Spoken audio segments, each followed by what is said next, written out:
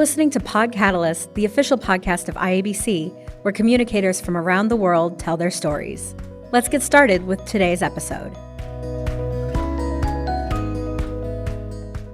Hi, my name is Mike Klein, and I'm the founder of We Lead Comms. And I think communication and communication professionals create impact and alter the trajectory of our communities and organizations.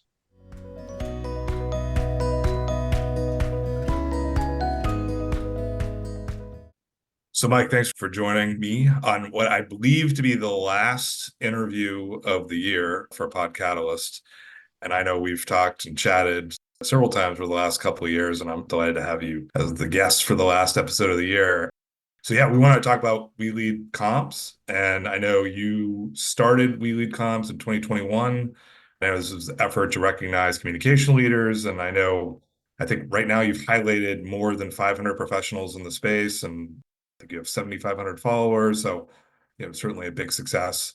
But what led you to create We Lead Comms, and what are some of the impactful outcomes that you've seen as a result and the work you've been doing? Well, actually, it's up to about 8,300 now. Oh, I'm sorry. We recognized over 600 folks. It's a fast-growing initiative. We've grown by over 80% in the last year in terms of our following. And one of the reasons I created it was really there was a gap between where the associations were. And I've been an IABC member for the last 20 plus years. And where I saw a gap was really in terms of reaching out to people who haven't been affiliated, A, and B, creating a form of recognition that doesn't recognize extraordinary achievement, but actually recognizes what we do as communication leaders, the courage, initiative, and leadership we bring to our organizations and communities. That is extraordinary in and of itself. So every day I feature, or pretty much every day, I've taken a few vacations and a few days off over the last 3 years, but pretty much every day, We Lead Comms has featured a profile of a communication leader at some level of the profession, ranging from senior vice president of a Fortune 500 company to somebody who's been looking for a job for 2 years to somebody who's been a student leader in an IABC chapter, or just somebody who has had a couple of internships and really likes what they're doing. And in doing so, really, we've done a number of things that nobody else was doing. First of all, we've given leaders at all levels of the profession visibility of each other. Yep. And that sparked a number of spontaneous conversations, spontaneous connections between people who've been recognized and each other, and also from the followers to connect with people who've been recognized. Some people have leveraged this for promotions or for new jobs. And also, one of the initiatives that we've done during, a short-term initiative during the early years of We Lead Comms was to actually run a sub-campaign called We Are a SCMP to recognize people who hold the SCMP credential and to promote the SCMP credential within the broader community of communication leaders. And so in doing these things, we filled a gap. We've created an engine that is growing, and we've got a platform that I think through the partnership that we're creating will bring more people into the IABC fold, and will bring more IABC people more visibility in the broader profession. Yeah. And just curious, what are some things that might have surprised you, in this initiative, or, things you've learned about people? And because it's a big volume of folks that you've highlighted and, learned about what are some things that have cropped up that have been interesting? Well, I think the most important thing is that I wouldn't think that this type of exercise would proceed with the same speed in another profession. Yeah. Because one of the great things about We Lead Comms is that communication leaders, these are people who by and large know how to tell their own stories. Yep. And so when I ask them for 200 to 350 words, they come back with 200 to 350 words that don't require a lot of editing, that don't require a lot of massaging, which means that most of the work that I do for We Lead Comms takes a minimal amount of time. This is a 5 to 10 hour a week project, which, given the level of impact and the number of people who've been touched, and bear in mind also that, It's not just the 8,300 followers we have. In the last year, We Lead Comms posts have had over 500,000 impressions. Yeah. So and that's just from the We Lead Comms account. Most of the impressions, which I don't even see, come from the reshares of the honorees sharing it to their own accounts. And so really, from an almost minimal amount of work, we've been able to generate a massive amount of publicity for the profession and for the partners we've worked with. Certainly IABC, Sparrow Connected last year, the CSC and Workshop, and now Soundbite AI, who's going to be our next technology partner. So, it's been, really you can do so much with not much effort if you're focusing your effort properly. And that's, that's been the biggest learning that I've had. Yeah. Yeah. And you mentioned partnership, between We Lead Comms and IABC, and then we want to talk a little bit about that. Do you want to preview some of the things that, we'll be collaborating on for next year? Well, I think the key thing is that We Lead Comms and IABC are a natural fit. And I mean, We Lead Comms actually has its origin in the We Lead IABC hashtag. The idea was, if we're leading, why don't we lead the whole profession? And conversely, why don't we bring the whole profession into a common conversation?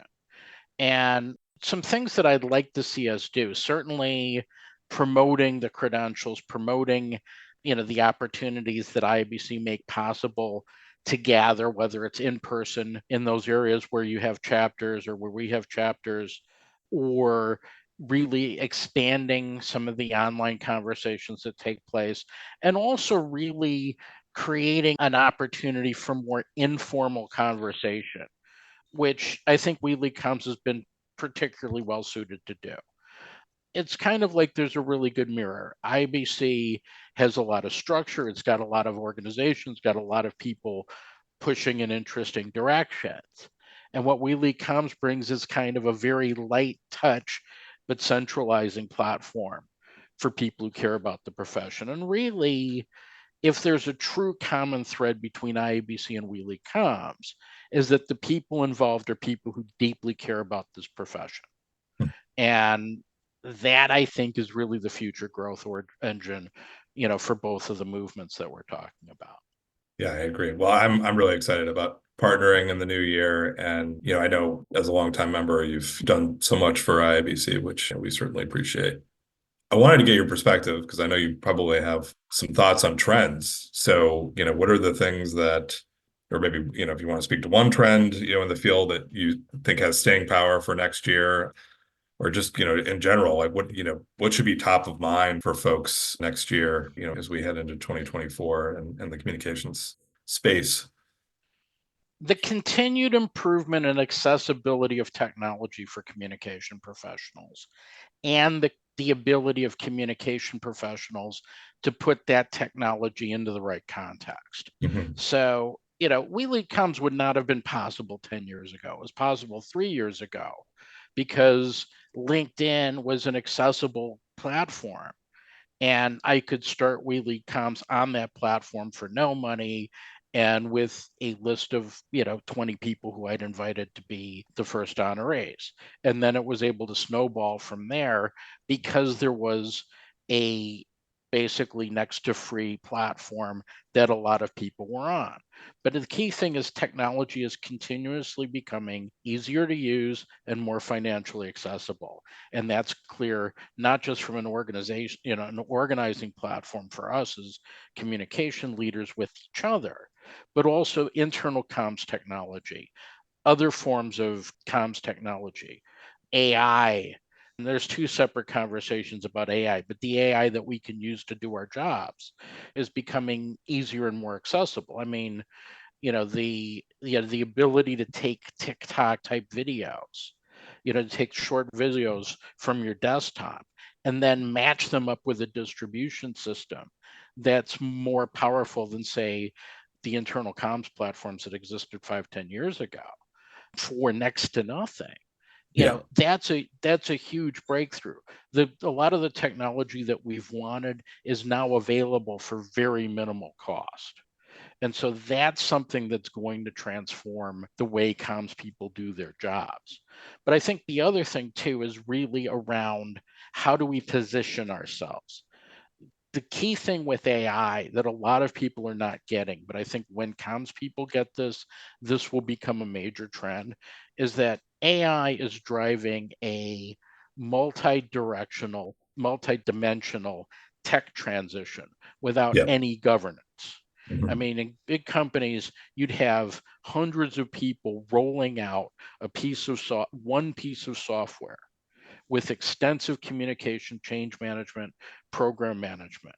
Now we're pretty much changing every piece of technology in organizations, doing it at the same time with no governance.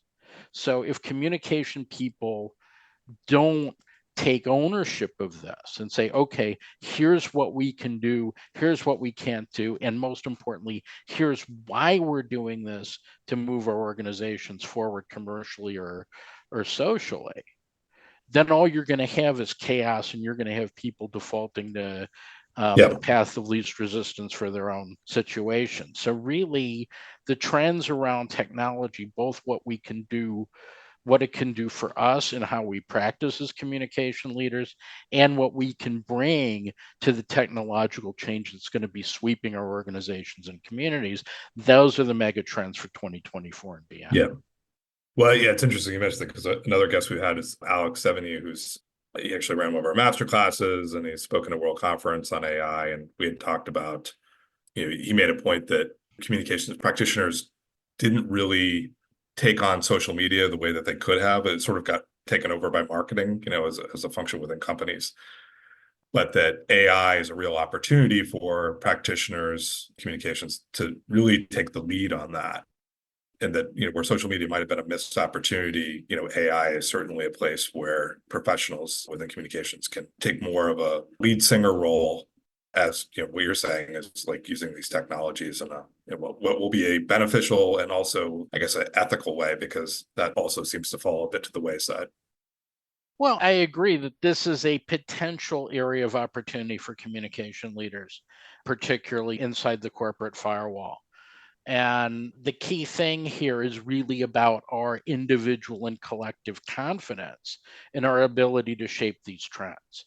Now, the big challenge is that a lot of us have had, our own issues about really taking ownership of big organizational trends. I mean, there's this perennial conversation about when are we going to get our seat at the Seat at the table? table, Well, yes, I agree. there's a big space at the table that we Yeah, need to bring a folding chair to before anybody else yeah, does.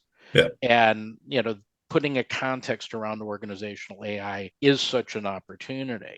But it also highlights the role that an IABC can have in convening this conversation and in spreading use cases and success stories of comms leaders, IBC members, or otherwise, who yeah, are taking the initiative and succeeding. And I also forgot to mention something that's also a trend that I think should become bigger, which is really the alignment between communication as a discipline and decarbonization as an ambition for organizations in the future. There's tons of money being spent right now on various kinds of chemical or engineering solutions to reduce carbon in the world. But the ability to change behavior, the ability to streamline processes, and the ability to make people more conscious about our consumption and our management behaviors, that's in our bailiwick. And if we can seize that opportunity, not only will we be doing a service to ourselves, we'll also be doing a major service to the planet. yeah, yeah. That's been a topic of discussion within IABC, especially the last couple of years. And I mean, is that something that you see that We Lead Comms is also leading the charge on some of that advocacy work in the future? Well, I think, WeLead Comms has a fairly limited platform. Really the focus of WeLead Comms is highlighting people who are doing stuff.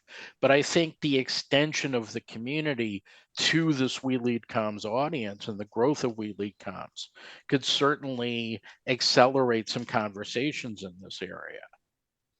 Yeah, well, it's certainly something from my perspective, what I'm starting to see from a lot of the membership within IABC is that there is this appetite and certainly intention to really have those conversations. And what is the role of the communicator within an organization, or if you're consulting, to help companies, organizations move in that direction? Well, and I mean, it speaks to why there's a need for, the continuing success and growth of communication associations, because they have the infrastructure and the people who Yeah. very quickly could be mobilized in this direction if there's the will to do it. League Comms doesn't have the infrastructure to mobilize all 8,000 people in the common direction, but collectively, we can create infrastructure that's creative, that's capable of doing this. Yeah. The good news is that this is starting to get on the agenda, not just with IABC, but, with other players in the space who see this both as a moral imperative and a commercial opportunity. Absolutely. Yeah. Yeah. Well, I had one last question for you. Sure. So we asked this to every guest, but what gets you up in the morning in Iceland? Well, I think good Icelandic coffee is a good starting point. We've got extremely good water here. It's basically about as pure as it gets. And they roast the coffee for that water, and it's exquisite. And we took the coffee to other places. It wasn't nearly as good, and it was the water. But also, why do I get up? I mean, obviously, I've come to view my role as a communication leader as being somebody who changes the trajectory for my clients, for the profession, and for the people that I support and work with. And knowing that I wake up every morning and that I'm going to do that every day is certainly something that's powerful. I mean, we really underrate our role as comms professionals. We're not here to take dictation. We actually have a hand on the wheel of what goes on. And our actions do make, not necessarily the most visible difference, but certainly we continually shift the trajectory of organizations and communities every day. And that's certainly something that gets me up. Yeah. Yeah. Well, Mike, thanks so much. I'm looking forward to partnering with League Comms next year, and happy holidays. Thanks so much for doing this. My pleasure.